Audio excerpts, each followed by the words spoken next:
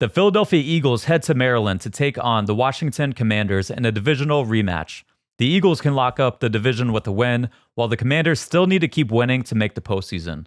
The first matchup ended with an Eagles 8-point victory. Can they make it a season sweep? Welcome to the Philly Film Room Podcast. I'm Nick Waters, and along with me today is my co-host, Eric Sidewater, and we have another game preview. But since this is a rematch and a divisional game, we're not going to go through our typical format where we preview and break down pretty much every player and the entire scheme. We're going to talk about the game preview, but with the playoffs coming up closer and closer into view, and with the Eagles really fighting for the 1 seed, we're going to take a little bit of a detour, and we're going to talk about these playoff races coming up, because there's a lot of important games as the season comes to an end. But before that, let's get to Eric and get his game recap of the Steelers game. Eric, what'd you think about that big victory for the Eagles? It was everything we were asking for, especially on the offensive side. Eagles played on time and in rhythm, specifically in the first half. There was some rocky moments in the third where the Commanders played some change-up coverages where we thought they kind of went back to that hold the ball stuff, but that's going to happen from time to time. The drag routes and the seam routes were open all day. The Steelers, although they have a really good defense, play fundamentally sound. You could kind of predict what they were going to come out in, and that really allowed Hurts to diagnose the coverage quickly and get it to the right guy. They ran so much single high that these man zone pre-snap indicators the Eagles were using, like almost every play, were giving Hurts all the information he needed. As I mentioned, when they did go to cover 2, Eagles were still running a lot of these like West Coast concepts with short routes, and they were doing a good job taking those away. The run game, you touched on it in your review, how it was a little bit rough. You didn't necessarily like the concepts they were running. One thing I would note is I just don't like the east-west runs with Hurts. I like the QB lead where he's running north-south. There's the zone read version where the running back can go outside and then the quarterback goes up the gut. I much prefer that than vice versa. And, you know, you're not going to rush for 200 yards every game. So, and the Steelers have a really good run D, so it didn't really surprise me. As far as the defense, they did a great job taking away the running back checkdown, something that I basically was obsessed with in the preview because the Steelers had spammed that on all their previous opponents. They hardly did that at all. And so it was clear to me that Fangio made that an emphasis as part of their scheme. And that once Pickens, we knew he wasn't playing, they didn't have much left. The red zone D was great. Steelers, as you talked about in the preview, struggled to convert in the red zone. That's something that will be relevant in the preview we're about to talk about soon. And that really allowed us to flood the passing strength side with 1 million defenders. And then it would just be Slay or Mitchell isolated by themselves. And who's really are the Steelers receivers going to beat them? It's a luxury that Fangio's had for most of the season that they can leave that weak side corner on an island and not have to worry. So overall, resilient come after those early turnovers. It's a theme now with this team that nothing phases them, even if some things go against them early in the game. Doesn't necessarily seem like we need Dallas Goedert out there to succeed. So very encouraging game going into the playoffs because we proved we're the bully on the block against one of the toughest teams in the NFL. So did you have any other takeaways? No, I think you hit the nail on the head there. Really, the biggest takeaway is that we are the bullies on the block. And when you look at, I don't know if you guys have watched the Hard Knocks series of the AFC North, and the game coming up for the Ravens when they're about to play the Eagles, they talked about how they were going to bully the Eagles. Other teams know that they're in for a fight when they face this Philadelphia Eagles team. So it's not just us saying it, it's a real thing, and the rest of the NFL has taken notice, even though every fan on Twitter thinks that we're going to lose in the first round. But having said that, let's talk about the first round of the playoff, and we're going to start with the race for the number 1 seed. The Eagles are still in it. They can still get the 1 seed, but Eric and I were talking about different scenarios before the podcast, and it's looking like it's going to take some very specific scenarios for this to really happen. The Eagles currently have a 30% chance for the number 1 seed, but let's look at the Eagles' schedule to begin with. Their remaining games are the Commanders away. Their next game is the Cowboys at home, and then they finish up with the Giants at home. When we look at the Lions and the Vikings schedule, the Lions play the Bears away, they play the 49ers away, and then they play the Vikings at home. The Vikings play the Seahawks away, they play the Packers at home, and then they play the Lions away. Now, a lot of people have the Vikings and the Lions game circled on their schedule as that being the deciding factor if the Eagles can get the 1 seed, if the Vikings can beat the Lions. But we do need the Vikings to lose one of these games. And when we're going through the scenarios, I think a lot of people are looking at it. If the Vikings lose to the Packers, that's the one that I think people are thinking they might lose to, is if they lose to the Packers. But if they lose to the Packers, they don't really have any, and the Lions went out, they don't really have anything to play for in that last game, because due to divisional tiebreakers and head-to-head tiebreakers, they would not be able to win the number 1 seed. So really, if we're looking at the Vikings losing, they're going to need, if we want the Vikings to beat the Lions in the last game, then they're going to need to lose to the Seahawks for us to have a chance to get the 1 seed. When we look at the Lions schedule, though, and this is where things get confusing, we need them to lose to either the Bears or the 49ers for the Vikings to, if they were to lose to the Packers, for them to have anything to play for in the final game of the season.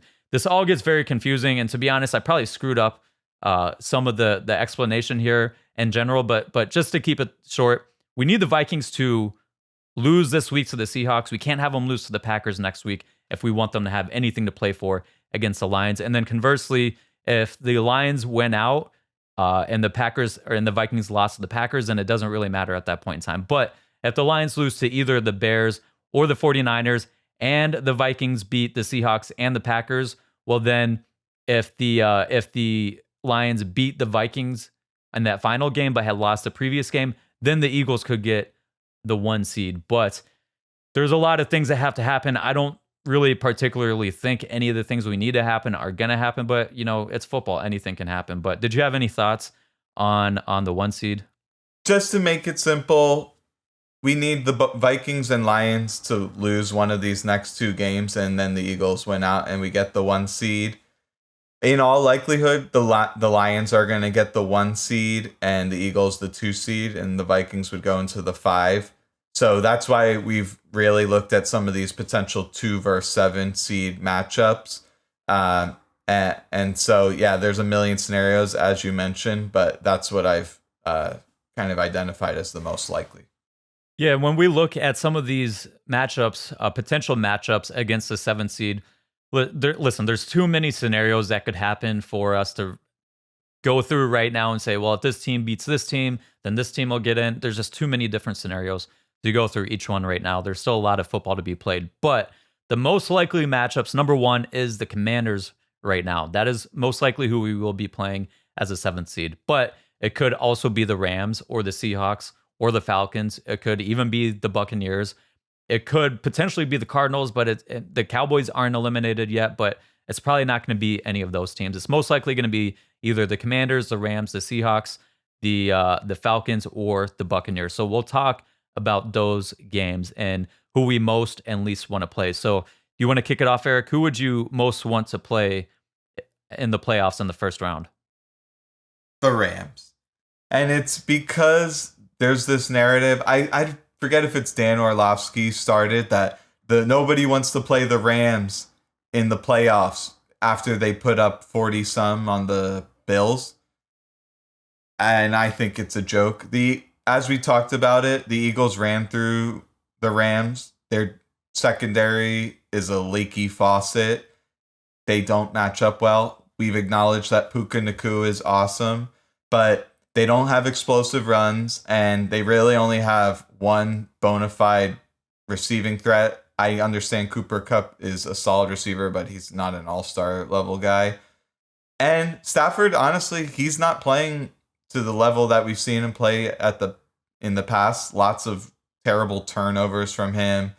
Happy feet against pressure. So that's who I want to play. just to prove a point, and I'm not afraid of them at all. How about for you?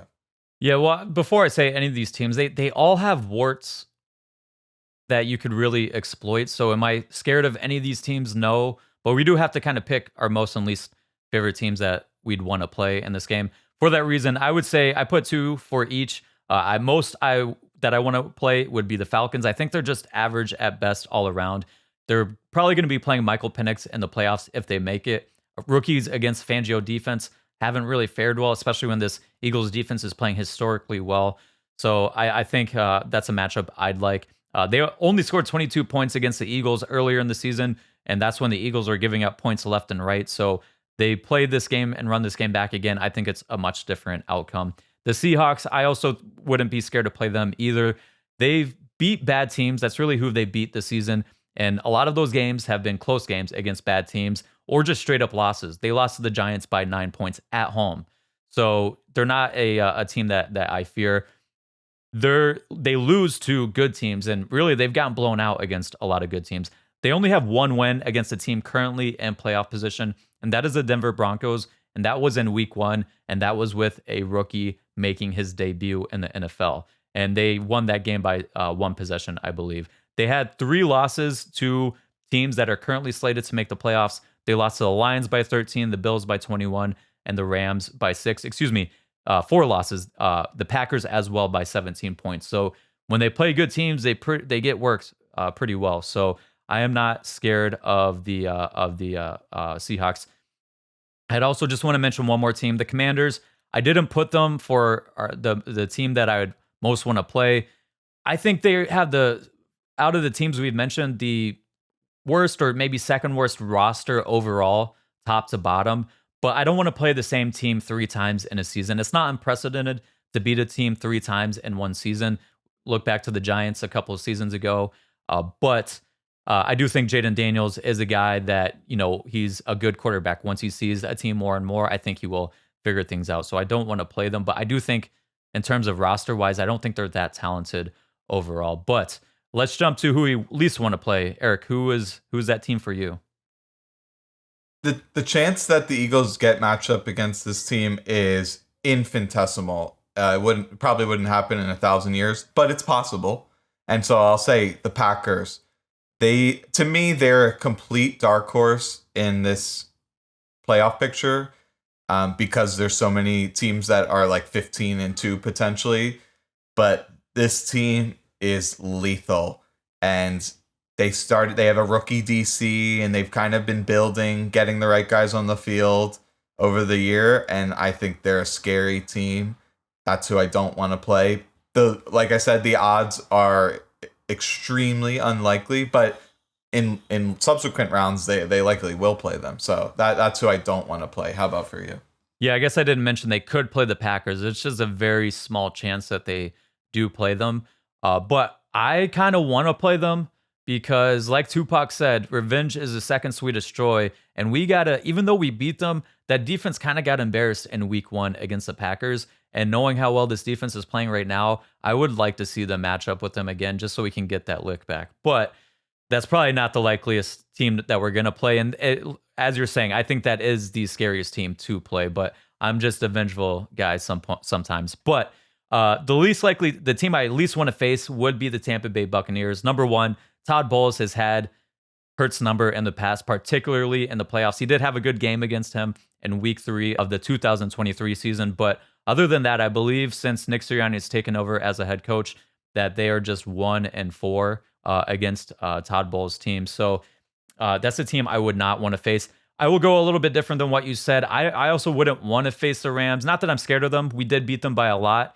Of any of the teams, though, that are remaining, I'd rather face the Seahawks or the Falcons. This Rams team, I agree with you. They're not the same team that they used to be. Their defense really isn't good, but you never know with Stafford and with McVay. They can go out there and put up points. They put up 44 against the Bills.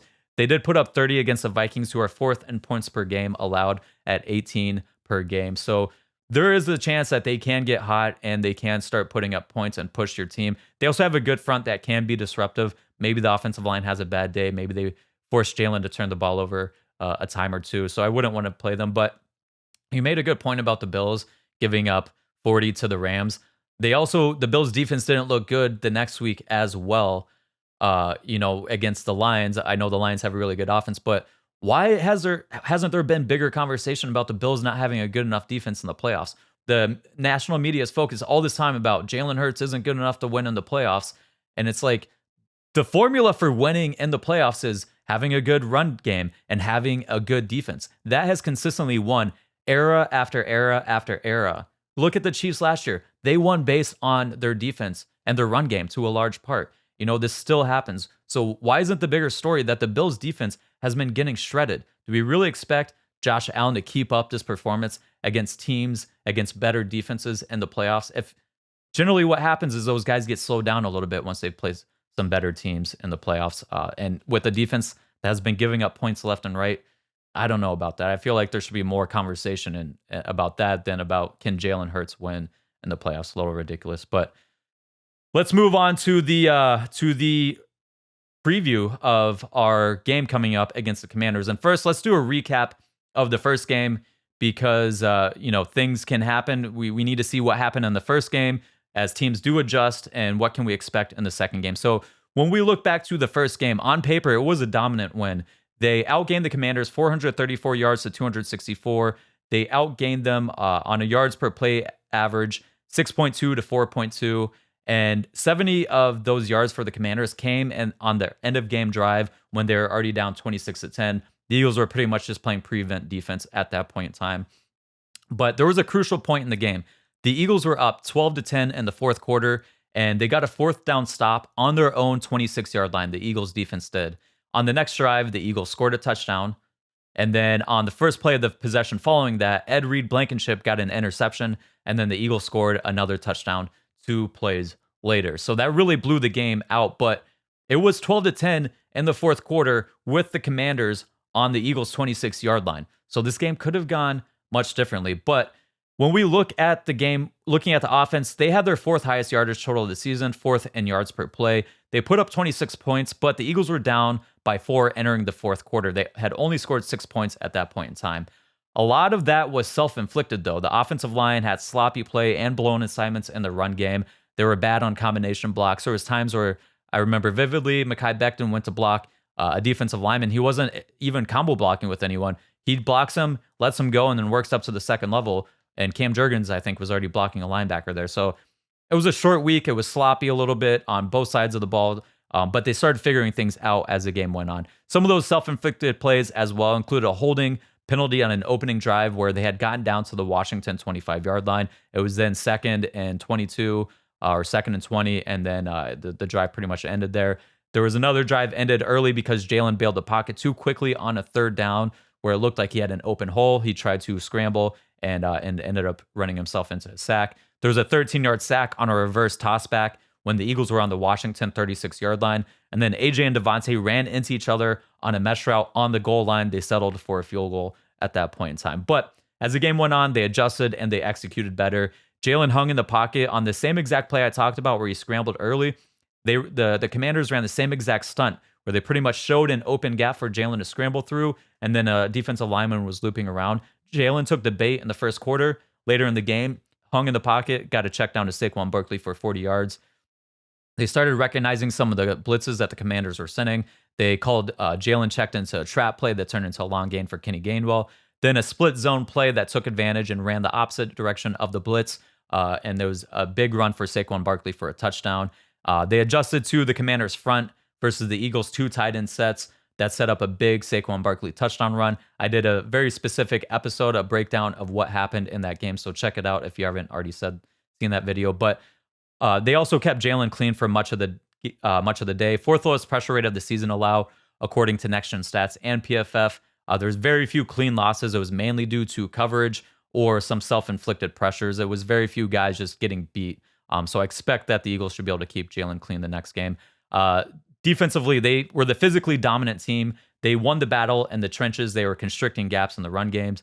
They had good run fits overall, especially for a team that does a lot of things to get you to have bad run fits. They held the Commanders to their third lowest yards per carry of the season at 3.3, only one explosive run. They contained Jaden Daniels on the ground, only 18 yards on 7 carries. I expect a couple more designer run plays like a quarterback sweeps or quarterback draws because the Eagles were essentially saying, hey, if you're going to run zone read, the running back's getting the ball, not Jaden Daniels. Daniels had his second lowest passing yardage and yards per attempt of the season at 191 passing yards and 6.0 yards per attempt. And while they were aware of Terry McLaurin, they weren't necessarily rotating coverage to him.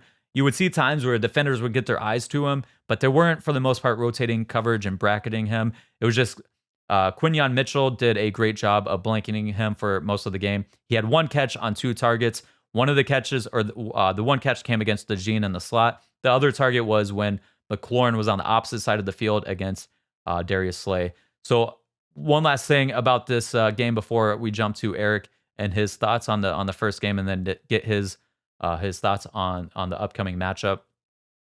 I'm interested to watch Jalen Carter versus Sam Cosmi too. Carter was much more disruptive in the run game than he was in the pass game. He had a beautiful pressure on a quick pressure earlier in the game, but for the most part, Cosmi handled him well in pass pro for much of the game. He only allowed one pressure to Jalen Carter, and Cosmi has been one of the better guards this season. So can Carter make adjustments to be more disruptive in the pass game? That's something I'll be paying attention to. But Eric, that was a long intro. That was a long recap of the first game. Did you want to add anything? And then let's jump into to the Commanders preview. It just struck me. I did not think for the first 3 quarters, at least, that the game was representative of what the teams had done previously. It was a Thursday night slop fest. I did specifically write what you mentioned about the Eagles' offensive line abandoning blocks to try to get up to the second level quickly. To me, if I'm speculating, it's they're trying to spring explosive runs and getting over eager. And it was glaring issue on the tape. Just letting those defensive, especially in the interior, just kind of get spring free and stop Saquon before he got any momentum. Those are easy fixes. And in fact, they did fix them in the fourth quarter when they broke the game open, and then they started running for 10 yards a pop, and then some big gains. On the defensive side, they did struggle to tackle Eckler. And that was something coming in that I was a little bit concerned about. He has a lot more juice than people think at this stage in his career. And so we'll just need to do a good job. They did have some missed opportunities. There was times they had a couple drops. They had a couple where Daniels was hunting for big plays when he could have had a check down that went for some yards.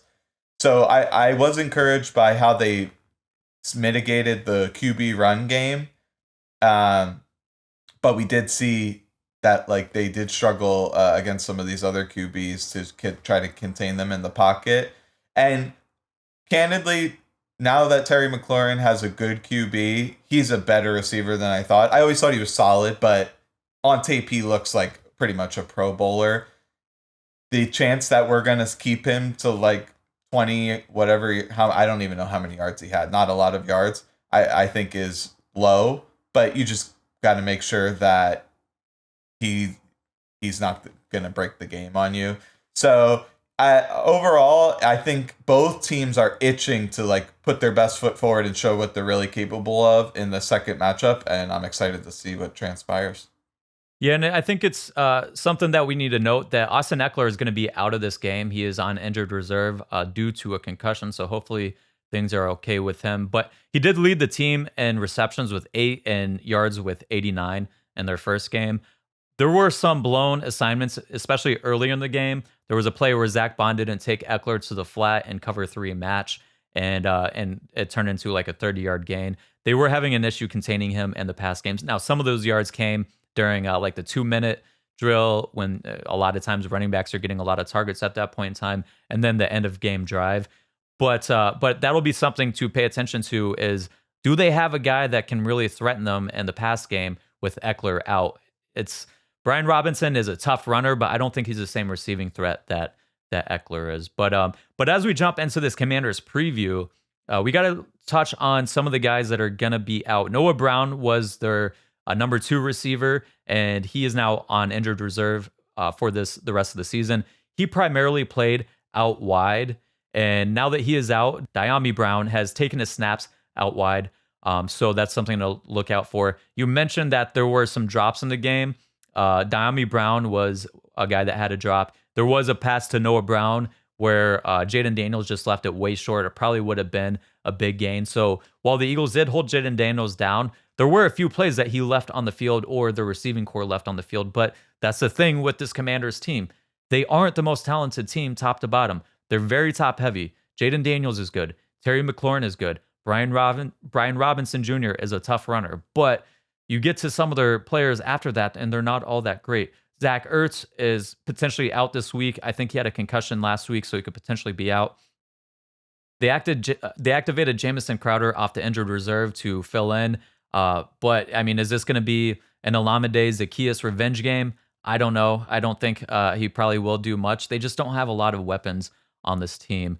And one point I do want to make about Terry McLaurin is I think they're going to figure out ways to get him more involved in this game. You touched on it.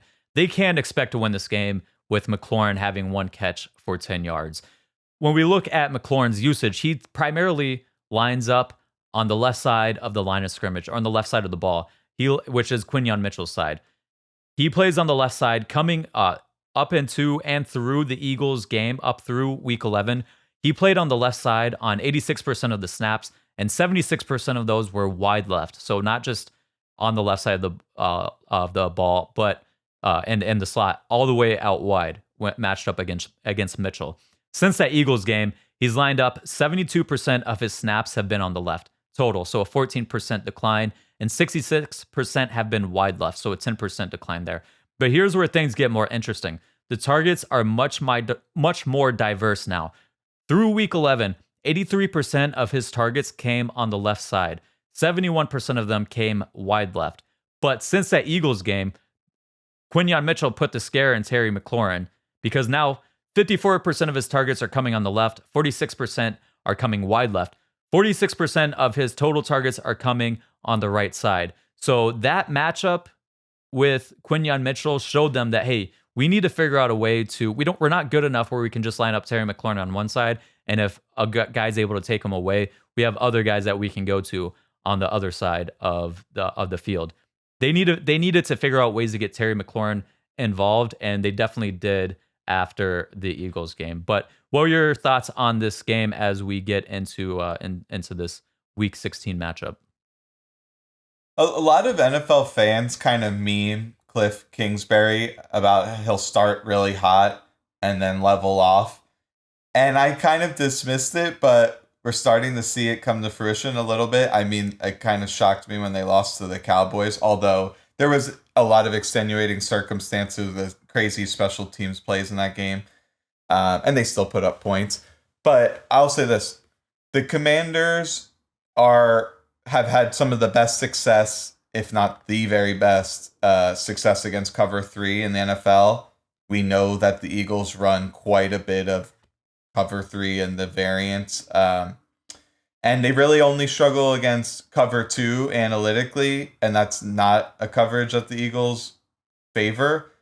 Cover 2 takes away West Coast concepts. If you watch the Commanders, they're spamming a lot of underneath throws.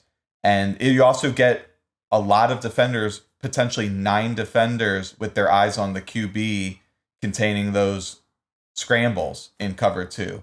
So it makes sense why they would have more struggles against that kind of coverage. So I'm very curious to see if the Eagles play more cover 2 than they have done this season. They've almost eschewed that coverage entirely. They have the highest run block win rate in the NFL. We talked about how their skill positions outside McLaurin, they're struggling. But as a unit, that offensive line, they get a ton of vertical push. You can see in some of these gap scheme runs, they're clearing a giant runway for their running backs. Specifically, Brian Robinson. Some Eagles fans, even though his yards per carry was not good in that first matchup, there was some like first down carries for 8 yards where you're like, dang, that just felt like they gashed us. They're a good offensive line. And now the one key thing I'm honing in on is, like Pittsburgh, Washington tends to kick a ton of field goals. They have the second most points to kicks in the NFL. And They do convert red zone scores. Like they do have a pretty good touchdown percentage, but that's because they're getting into the red zone at some of the highest rates in the NFL. So it's their conversion rate in this specific game, I think, is going to have an extremely high correlation to how many points they ultimately put up.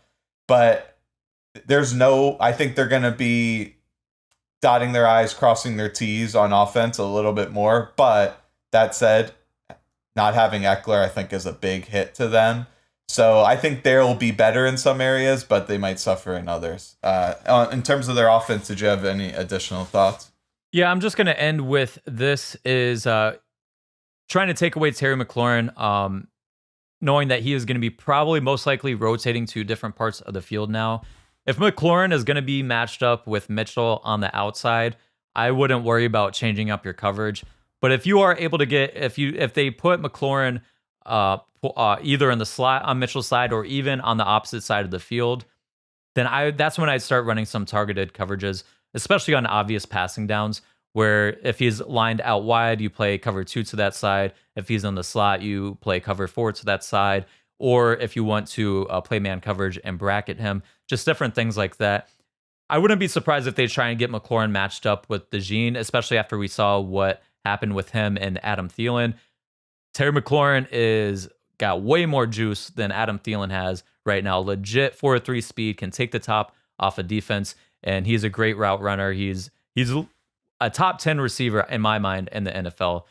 So it's a matchup that I think they're going to be trying to target. I want to make sure if Q is not on him, try and make sure we're taking him away. But did you have anything game plan wise that you would focus on? I think we got to be a little more vigilant to the quarterback run game. Not that they weren't the first game, but remember, Jaden Daniels was coming off injury. He did not look as explosive as he had prior to injury. And to be candid with you, he still doesn't look like he's at that level. I saw opportunities last week where he could have had turned moderate gains into larger gains if he had the juice that he had in the first couple games we saw him. But he may be getting healthier every week. So you can't just say like, oh, we contained him the first game, we're good. If he's back to full health, I mean, you're talking about the second most potent running threat, in my opinion, after Lamar Jackson. Throw Josh Allen in there, so probably third most. So this guy, he's nothing to sneeze at, and he wants to prove himself. So we got to stay vigilant to that. Let's move on to the defensive side of the ball. Statistically, this defense has been much better since the Eagles game. They're 6th in passing yards per attempt allowed at 6.5. They're 19th season long, they ranked 19th at 7.3. They're 2nd in rushing yards allowed at 3.5 yards per carry, but season long, they're 28th at 4.8 yards per carry. But here's the thing. They have played 3 backup quarterbacks in that span. Cooper Rush, Jay Kaner, well, technically 4, Jay Kaner and Spencer Rattler, and then Will Levis. And I know Will Levis is a starting quarterback right now, but he's a backup quarterback.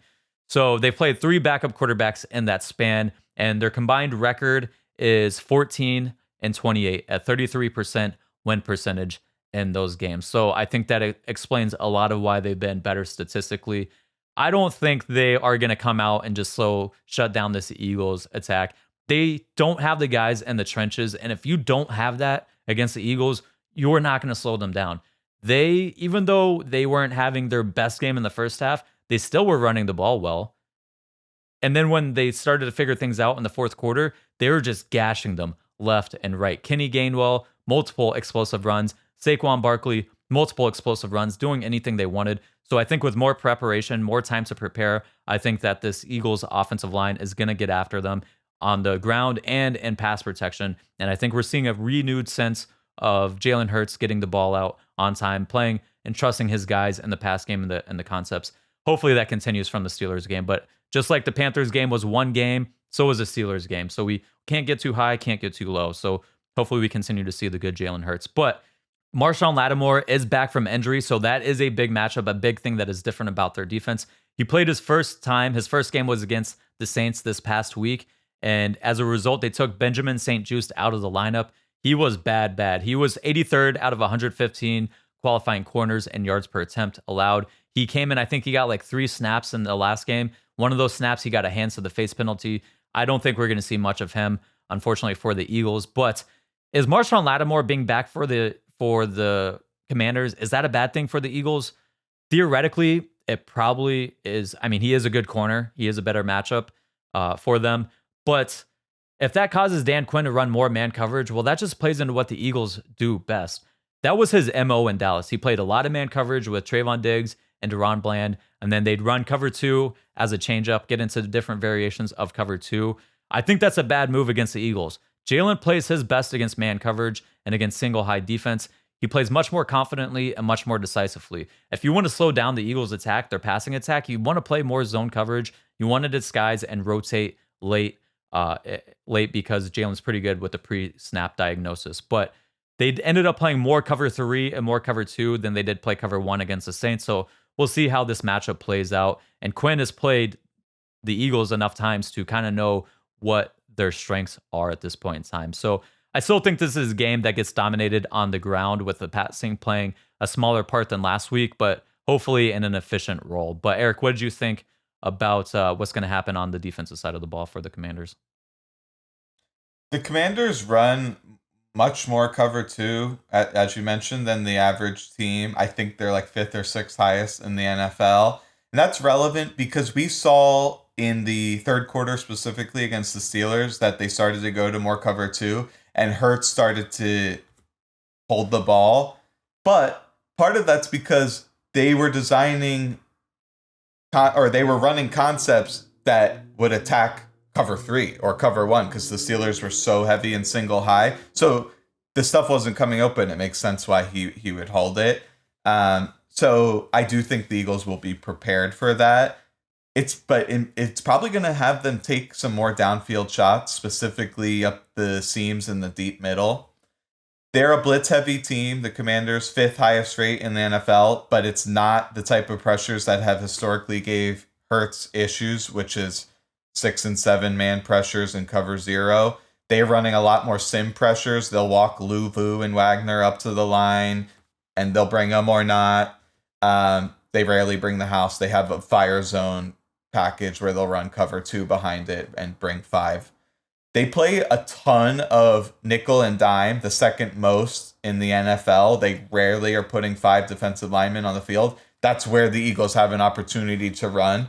I'll be interested to see if the Eagles get in like 3rd and 5, 3rd and 4, and they're close to midfield, they might run it in those scenarios. It's something I've been eager to see. The Lions have employed that very successfully the last couple of years. That I do think the Eagles will have an opportunity to do that. One major problem I've diagnosed with that Commanders defense is they over pursue wildly on outside runs. Their entire team just starts sprinting as fast as they can to the sideline, making them extremely susceptible to cutbacks. It transpired in the fourth quarter of the Eagles game. There was like back-to-back outside runs that Saquon cut back. One, he got tripped up at the ankles or would have been off, and then the next one he actually took off. So I like to see if the Eagles have some more creative outside run designs than they had against the Steelers. They tried to attack the outside, but you kind of covered it that it wasn't necessarily the most effective way of attacking the outside. I'd like to see some same side toss plays and potentially some counter plays to the outside and see if they open up some big cutback lanes. Those interior defensive linemen, once their momentum starts getting going, they're so easy to seal off. So, and I think Saquon's vision has improved this year, so there's a potential for some big hitters there. Yeah, they're fortunate that they've taken St. Juste's off the field because he's terrible. So that's kind of what I saw. Getting into like the game plan, is there something that you would do that to try to attack them? Well, I'll be interested to see. I wouldn't do things a whole lot differently than what they did in the first game. I think it really comes down to how are the Commanders going to match up to some of their formations. If you guys go back and watch the video I made about how they really set up and then countered what the Commanders were doing to set up Saquon's big touchdown run in the fourth quarter to end the game. Are the Commanders going to come out in some of those same fronts, and then are the Eagles going to be able to say use those same outside zone plays to get the defense flowing, cut them off on one side, push them towards the sideline on the other way, and then open up the seas for Saquon Barkley to hit up there? Or are they going to adjust their fronts, which will allow the Eagles to run more of their inside zone, more of their duo plays? I will say this, though. They didn't run a ton of gap scheme runs against the Steelers, and that's been what they've been really good at this year, is just running these gap scheme runs where they can be physical, run downhill, open up a particular running lane, and they've just been moving guys out of the way on those plays. Hopefully we see more gap scheme runs as opposed to what we saw last week. A lot of outside zone, a lot of zone runs from the Eagles offense. Hopefully keep up with some of the stuff they were doing last week with their quick game. They didn't run nearly as much quick game in their first matchup, but I think it really just comes down to the execution. And that's what really football is at the end of the day. We talk so much about scheme and you got to do this and you got to do that. At the end of the day, it's the players just got to play their game, just be better prepared. I think we will see a better prepared team. I think they're going to be a little bit smoother so they're not scoring 6 points in the first 3 quarters. Really, they were moving the ball, but they just weren't finishing. I think we'll see a faster start for this Eagles team. But as we wrap this podcast up, what do you have for a score prediction? I have Eagles 24, Commanders 19. I think the Commanders will have some trouble converting in the red zone, leading to several field goals. I think the Eagles will have more success converting in the red zone and get a decent victory, but not a blowout. What do you have? So I expect the Commanders will have a better game plan in this game, getting Terry McLaurin involved. So I think they'll have a little bit more success through the air than they did in the first game. And I think Marshawn Lattimore should give the Commanders defense a bit of the boost. But the Eagles are still a better roster top to bottom on both sides of the ball. They're more dominant in the trenches. And I think that's where this game is going to be won. I expect the run game to bounce back. And the Eagles haven't allowed more than 20 points defensively to an opponent since the bye week. I think that continues. I think the Eagles are able to win the time of possession battle. For that reason, I have the Commanders with 20 points and have the Eagles with 28. But that will be it for today's podcast. We will be back again next week with our review podcast and then our preview of the Dallas game. But as always, remember to like, subscribe, and spread the word. And until next time, go Birds.